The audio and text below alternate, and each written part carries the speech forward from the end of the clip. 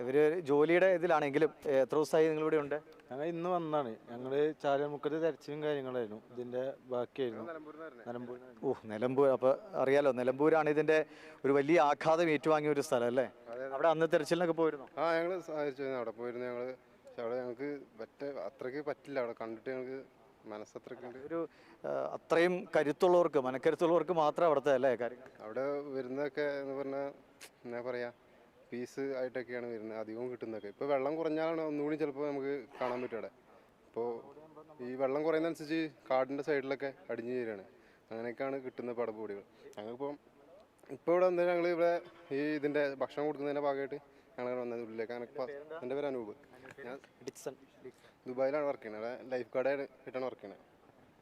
ഇവര് ദുബായിൽ വർക്ക് ചെയ്യുന്നു, പ്രവാസികളാണ്. അപ്പോൾ അവർ നാട്ടിലേക്ക് എത്തിയപ്പോൾ അവർ നിലമ്പൂർ രക്ഷാപ്രവർത്തനത്തിൽ അവിടുത്തെ ബുദ്ധിമുട്ടാണ് പറഞ്ഞത്. സാധാരണ മനുഷ്യരവിടെ പോയാൽ ചിലപ്പോൾ തളർന്നു വീണു. അത്തരം കാഴ്ചകളാണ്. ഇവിടെ വന്ന് അവർ ഭക്ഷണം കൊടുക്കുന്നത്. ഇപ്പോൾ NDRFിൻ്റെ സംഘമാണ്.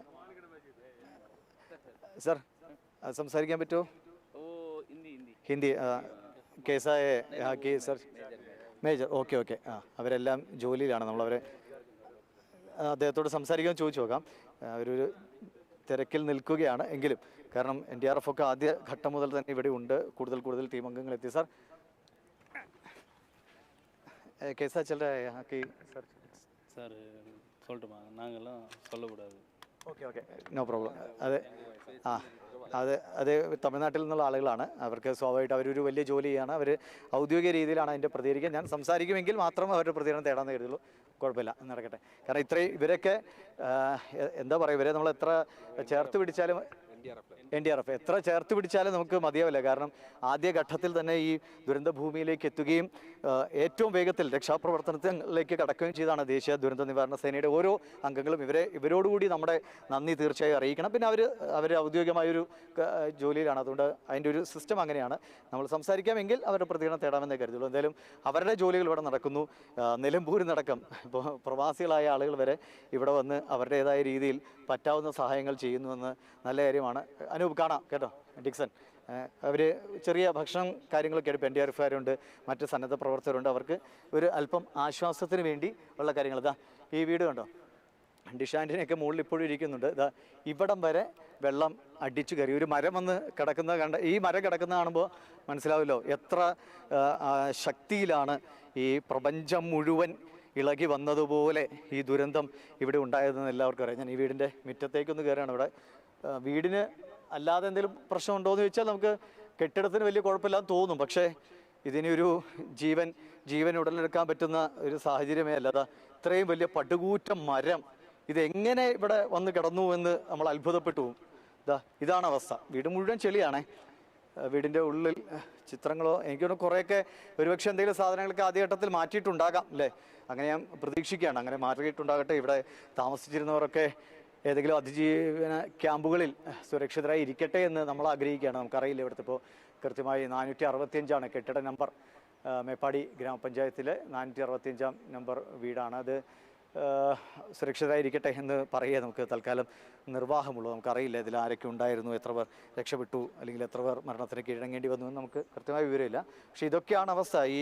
ഇനി ഈ വീടുകളിലൊക്കെ കാണുന്നവർക്ക് മനസ്സിലാവില്ല. ഇനി ഈ വീട്ടിലൊക്കെ വന്ന് താമസിക്കാൻ പാകത്തിലൊരു മാനസികാവസ്ഥ ഈ ദുരന്തം അനുഭവിച്ച ആർക്കെങ്കിലും ഉണ്ടാകുമോ? സാധ്യതയില്ല, ഒട്ടും സാധ്യതയില്ല.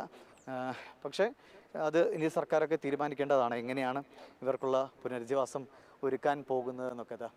ഇതിനെയൊക്കെ അതിജീവിച്ച ചില മരങ്ങളുണ്ടെന്ന് അത്ഭുതമാണ്. ഈ കാണുന്ന മരം സൈനികർ പോകുന്നു. ഇവരെല്ലാവരെയും എത്ര ഇവരോട് നന്ദി പറഞ്ഞാലും, കേരളം എത്ര നന്ദി പറഞ്ഞാലും നമ്മുടെ സേനാംഗങ്ങളോട്, അത് സൈന്യമാകട്ടെ, പോലീസാകട്ടെ, ഫയർഫോഴ്സ് ആകട്ടെ, ഇതിൻ്റെ ഈ തുടക്കം മുതൽ തന്നെ നമ്മുടെ എല്ലാ സേനാ വിഭാഗങ്ങളും ഇവിടെ ഉണ്ടായിരുന്നു.